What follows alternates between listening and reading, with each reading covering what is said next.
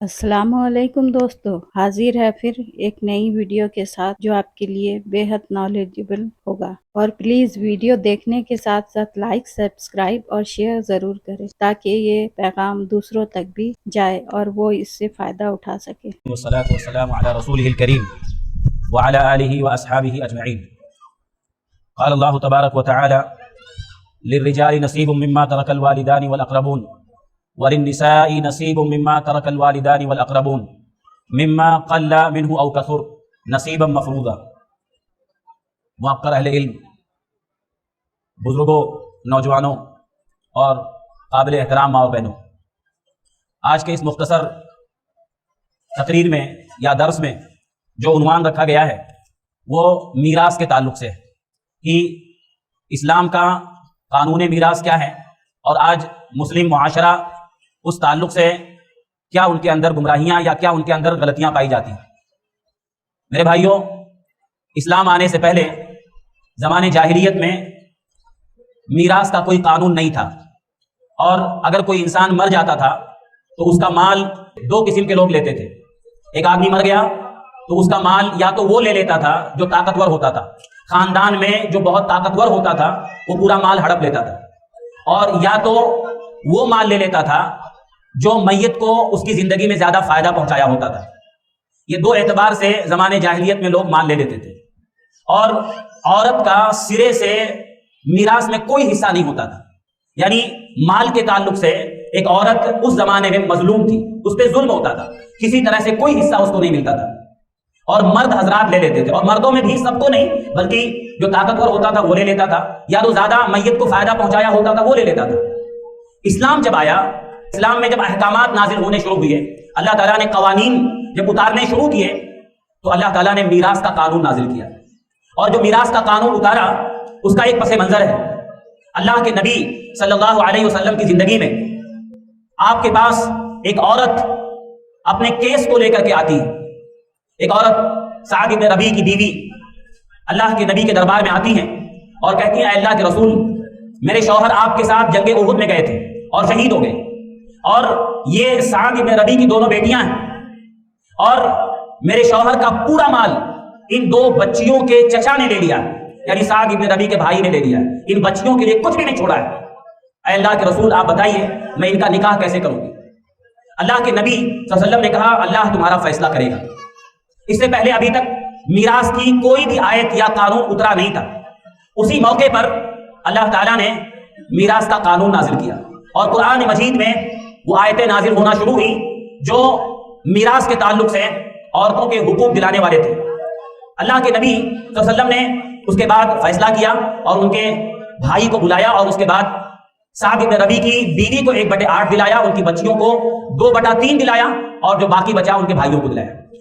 ये जो हदीस है अबू दाऊद वगैरह में, अल्लाह के नबी सल्लल्लाहु अलैहि वसल्लम ने ये जो आयतें उतरने के बाद जो मीरास का निजाम या मीरास का जो कानून समाज में लागू किया और जो मीरास का निजाम लोगों में एक तरह से नाफिज किया, मेरे भाइयों, उसके बाद पूरे समाज में हर एक को उसका हिस्सा मिलने लगा। लेकिन आज हम देखते हैं कि जो जमाने जाहिलियत में जो निजाम था कि औरतों को कोई हिस्सा नहीं मिलता था, आज वही निजाम आज मुस्लिम समाज में आया है।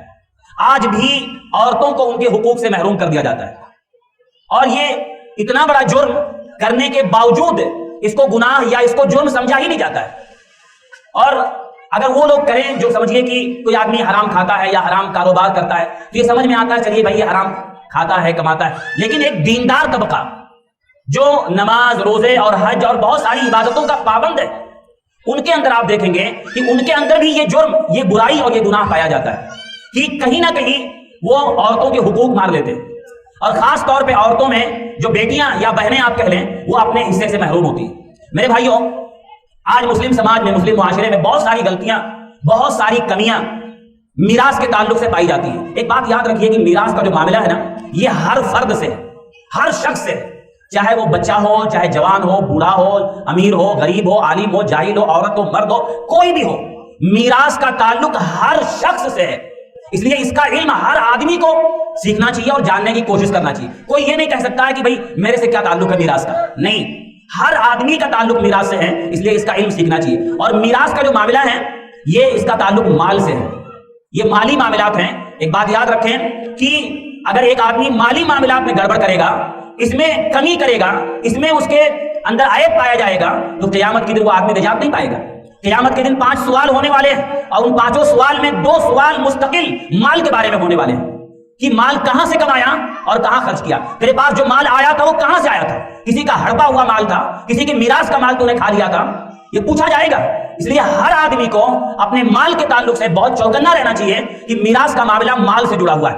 اگر ایک آدمی عبادت کے معاملے میں بہت اچھا ہے، نماز ہے، روزے، زکات، سب کچھ اچھا ہے، حج بھی کیا ہوا ہے، لیکن اگر وہ کسی کا حصہ کھا کے بیٹھا ہے، اگر وہ میراث میں اپنی بہنوں کو حصہ نہیں دیا ہے، ہڑپ لیا ہے، چاہے بھائی کو حصہ نہیں دیا ہے، تو یاد رکھیں اس کی عبادتیں برباد ہو سکتی ہیں، اس کی وہ نیکیاں ضائع ہو سکتی ہیں، دنیا میں اس کی دعائیں رد ہو سکتی ہیں۔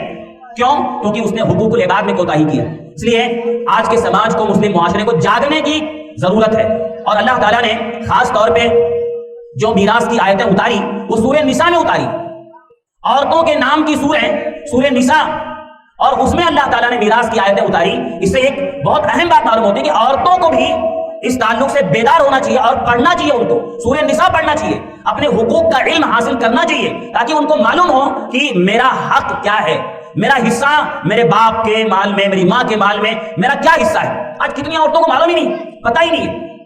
یاد رکھیں کہ آج مسلم معاشرے میں بہت ساری کوتاہیاں ہیں۔ 2-4 باتیں میں ذکر کروں گا کہ آج مسلم سماج میں کیا کیا کمیاں پائی جاتی ہیں میراث کے تعلق سے۔ ایک بہت بڑی غلطی میراث کے تعلق سے سماج میں یہ پائی جاتی ہے کہ بہت سارے لوگ اپنی زندگی ہی میں میراث تقسیم کرنے لگتے ہیں، یا بہت سے لوگ کر بھی دیتے ہیں کہ اپنی زندگی ہی میں میراث بانٹنے لگتے ہیں، میراث سمجھ کے اور میراث کی طرح سے اس کو تقسیم کر دیتے ہیں۔ نہیں کرنا چاہیے، اس لیے کیونکہ میراث جو ہے اصل میں مرنے کے بعد ہوتا ہے۔ کسی انسان کا انتقال ہو جائے، اس کے بعد جو اس کا ترکہ ہے، جو چھوڑا ہوا مال، وہ میراث ہے، اور اللہ تعالیٰ نے اس کا جو حق رکھا ہے اس میں ملے گا اس کو۔ لیکن اپنی زندگی ہی میں میراث سمجھ کے بانٹنا، اتنے اس کے نقصانات ہیں کہ آدمی اپنی زندگی میں بانٹ دیتا ہے، اور اس کے بعد باپ بیچارہ خود در در کے ٹھوکریں کھاتا ہے، کبھی اس بیٹے کے ہاں، کبھی اس بیٹی کے ہاں، کبھی اس بیٹے کے ہاں، کوئی کھلا رہا ہے، کوئی نہیں کھلا رہا ہے۔ ارے اپنی زندگی میں کیوں بانٹے؟ تمہارا حق تھا، تمہارا مال تھا، اپنی زندگی میں تم اپنے مال کے مالک تھے اور مالک رہتے، اور اس کے بعد تمہارے انتقال کے بعد جس کا جو حصہ وہ لے لیتا۔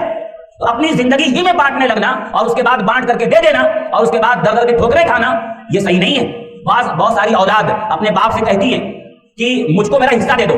کچھ جھگڑا ہوا، تھوڑا سا مشترکہ خاندان میں تھوڑا جھگڑا ہوا، تو بیٹا باپ سے بولتا ہے کہ مجھ کو بانٹ دو، بانٹ کے میرا حصہ دے دو۔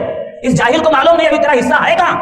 جب تک باپ موجود ہے تب تک اس کا کوئی حصہ نہیں ہے، باپ کے انتقال کے بعد اس کا حصہ بنتا ہے۔ باپ کی زندگی میں حصہ نہیں مانگ سکتا، حصہ ہے ہی نہیں اس کا۔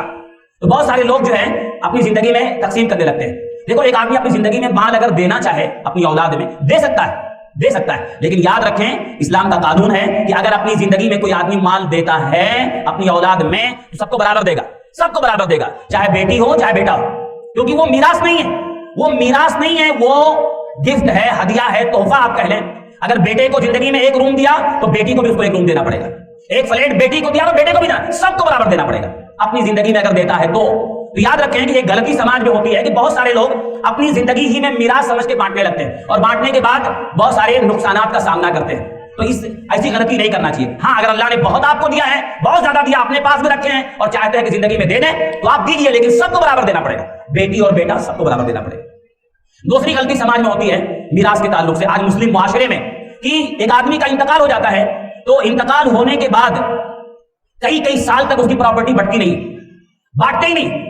کتنے سارے ایسے سوالات آتے ہیں کہ باپ یعنی دادا اور پردادا سے پراپرٹی نہیں بٹی۔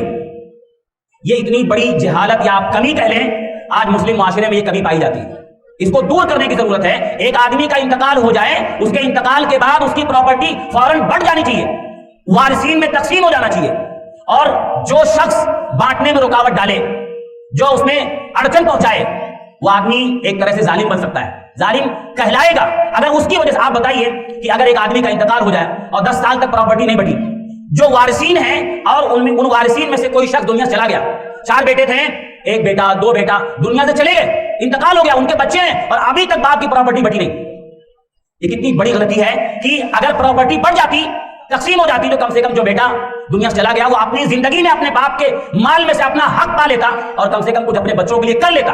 آج کتنے لوگ در در کے ٹھوکریں کھاتے ہیں، ان کا مال ہے، ان کے باپ کی پراپرٹی ہے، لیکن کبھی بھائی نہیں بانٹنے دے رہا ہے، کبھی ماں نہیں بانٹنے دے رہی ہے، کبھی کوئی اور رکاوٹ ڈال کے بیٹھا ہے، اور اس رکاوٹ کی وجہ سے وہ ایک بیٹا یا ایک بیٹی بس وہ نہیں پاتے اپنا حصہ اور دنیا سے چلے جاتے ہیں۔ یہ ظالم کون ہے؟ جو نہیں بانٹنے دے رہا ہے، جو کسی نہ کسی وجہ سے رکاوٹ ڈال رہا ہے۔ اس لیے یاد رکھیں، اور یہ کوئی عیب نہیں ہے۔ بعض لوگ کیا سمجھتے ہیں کہ آدمی کا انتقال ہو گیا تو فوراً اگر بانٹیں گے تو لوگ کیا بولیں گے، دیکھو یہ لوگ بانٹ لیے۔ بانٹنے سے کوئی گھر ٹوٹتا نہیں ہے، بانٹنے کا مطلب یہ نہیں گھر ٹوٹ گیا، اور زیادہ اتحاد پیدا ہوتا ہے۔ ارے بھائی مل جل کے رہو، لیکن کم سے کم حصہ تو طے کر دو، کس کا کتنا حصہ ہے، حصہ بانٹ دو، اس کے بعد مل جل کے رہو۔ تو یہ دوسری غلطی جو ہوتی ہے کہ انسان کا انتقال ہو جائے، ایک آدمی کا انتقال ہو جانے کے بعد اس کی پراپرٹی سالوں سال تک نہیں بانٹنا، روک کے رکھنا، اسے یہ غلطی ہے، نہیں کرنا چاہیے۔ اور جو رکاوٹ ڈالے گا وہ آدمی گنہگار ہوگا، چاہے وہ ماں، کبھی ماں رکاوٹ ڈال دیتی ہے، ارے ابھی ابا کا انتقال تمہارے ہوا تم بانٹنا شروع کر دیے۔ کبھی کوئی بھائی ہے، اس کے ہاتھ میں پورا بزنس ہے، وہ چاہتا ہے نہ بٹے، تو یہ نہیں ہونا چاہیے۔ تیسری غلطی ہوتی ہے سماج میں میراث کے تعلق سے کہ بہت سارے لوگ کیا ہوتا ہے، کوئی وارث یعنی کسی آدمی کا انتقال ہو گیا، اب کوئی بڑا بھائی یا کوئی جس کا زیادہ تھوڑا پاور ہے اپنی مرضی سے میراث کے مال میں چھیڑ خانی کرنا، یہ بہت بڑا جرم ہے۔ ایک آدمی کا انتقال ہو گیا، جو اس کی پراپرٹی جو کچھ چھوڑ کے گیا ہے، کوئی بھی وارث اپنی مرضی سے اکیلے اس مال میں چھیڑ خانی نہیں کر سکتا ہے۔ مان لیجیے ایک آدمی کا انتقال ہو گیا، 10-5 لاکھ چھوڑ کے گیا ہے، اب کوئی بھائی اٹھا کے کہیں انویسٹ کر دیا، اس کو کہیں بزنس میں لگا دیا، اس کو وہ پیسہ ڈوب گیا، تو اس سب کا حق تھا، وہ اپنی مرضی سے کوئی بھی شخص میراث کے مال میں چھیڑ خانی نہیں کر سکتا ہے۔ کتنے لوگ ایسے ہوتے ہیں، بھائی کئی بھائی ہیں، بہنیں ہیں، سب لوگ ہیں، سب کا ان پہ حق ہے، اور جو بڑا تھا اس نے اٹھا کر کے کہیں لگا دیا، انویسٹ کر دیا، اور پتہ لگا وہ ڈوب گیا، نقصان ہو گیا، پھر بولتا ہے کہ وہ تو لگایا تھا وہاں نقصان ہو گیا۔ ذمہ دار کون ہے؟ تو ہے، کیوں لگایا تو نے اس مال کو، جس سب کا حصہ تھا سب کو دینا چاہیے تھا۔ اس کو یاد رکھیں، ایسی غلطی نہیں کرنا چاہیے۔ اللہ تعالیٰ نے اسے منع کیا ہے کہ ایک آدمی کا انتقال ہو جائے تو میراث کا جو مال ہے، جس کا حق ہے، حقدار کو پہنچ جانا چاہیے۔ ایسے ہی یاد رکھیں کہ اصل میں میراث کی جو آیتیں اتری نا، میراث کا جو اللہ نے قانون نازل کیا، آپ دیکھیں کہ اس کی شروعات یا تمہید آپ دیکھیں، جو میں نے شروع میں آیت پڑھی، کتنا اہم معاملہ ہے یہ۔ اللہ فرماتا ہے للرجال نصیب مما ترک الوالدان والاقربون، کہ مردوں کے لیے ویسے ہی حصہ ہے، مردوں کے لیے جو ان کے والدین یا ان کے رشتہ دار چھوڑ کے جائیں، مردوں کا اس میں حصہ ہے۔ اللہ آگے فرماتا ہے عورتوں کا بھی اس میں ویسے حصہ ہے، جیسے مردوں کا حصہ ہے ماں باپ چھوڑ کے جائیں، رشتہ دار چھوڑ کے جائیں، ایسے عورتوں کا بھی اتنا حصہ ہے جو ان کے ماں باپ اور رشتہ دار چھوڑ کے جائیں، چاہے وہ تھوڑا ہو چاہے زیادہ ہو۔ یہ نہیں دیکھنے کا ایک ہی روم، چھوٹا سا روم ہے، بھائی رہتا ہے، کیسے اس کو بانٹیں گے، بیچ دے گا تو کہاں رہے گا، کچھ نہیں چلے گا۔ اگر ایک آدمی کا انتقال ہو جائے، چاہے چھوڑا ہوا مال تھوڑا ہو چاہے زیادہ ہو، اس کو بانٹنا چاہیے، وہ بانٹ کے اس بہن کا، بھائی کا، جس کا جو حصہ ہے دے دیا جائے۔ اللہ کہہ رہا ہے نصیبا مفروضا، یہ اللہ کا فرض کیا ہوا حصہ ہے، یہ اللہ نے طے کیا ہے، کسی سیکولر ملک کا قانون نہیں ہے، یا رب العالمین کا طے کیا ہوا حصہ ہے، جس کا جو حصہ ہے اس کو دیا جائے، یہ فرض ہے، اللہ نے فرض کیا اس کو، اور اس کو بانٹ دیا جائے۔ میرے بھائیوں، آج مسلم سماج میں وہی ظلم عورتوں کے ساتھ جو ہوتا تھا زمانے جاہلیت میں، آج اس مسلم معاشرے میں بھی وہی ظلم ہو رہا ہے عورتوں کے ساتھ، بیٹیوں کے ساتھ۔ 95% سے زیادہ لوگ آج بیٹیوں کا، بہنوں کا حصہ نہیں دیتے، اور اچھے پڑھے لکھے یعنی دیندار طبقے میں یہ معاملہ ہے کہ بہنوں کا حصہ نہیں دیتے اور ہڑپ کے رکھ لیتے ہیں۔ اللہ نے کتنی سخت بات بتائی میرے بھائیوں، کتنی سخت بات۔ آخر میں اللہ نے جو ذکر کیا میراث کی آیتیں جہاں ختم ہوتی ہیں، اس کے بعد اللہ نے فرمایا وَمَن يَعْصِ اللَّهَ وَرَسُولَهُ وَيَتَعَدَّ حُدُودَهُ، جو بندہ اللہ اور رسول کی نافرمانی کرے اور اللہ کی حدوں کو توڑے، اللہ نے جو حد باؤنڈری لگائی، اس کا کتنا حصہ ہے طے کر دیا ہے، جو آدمی اس کو پھلانگے، اس کو توڑے، اللہ فرماتا ہے يُدْخِلْهُ نَارًا خَالِدًا، يُدْخِلْهُ نَارًا خَالِدًا، کتنے سخت الفاظ ہیں، ہمیشہ ہمیشہ کی جہنم، وَلَهُ عَذَابٌ مُهِينٌ۔ نمبر 2، رسوا کرنے والا عذاب۔ یہ معمولی معاملہ نہیں ہے، یہ مال کا معاملہ ہے۔ آج سماج میں اس کو جرم نہیں سمجھا جاتا ہے۔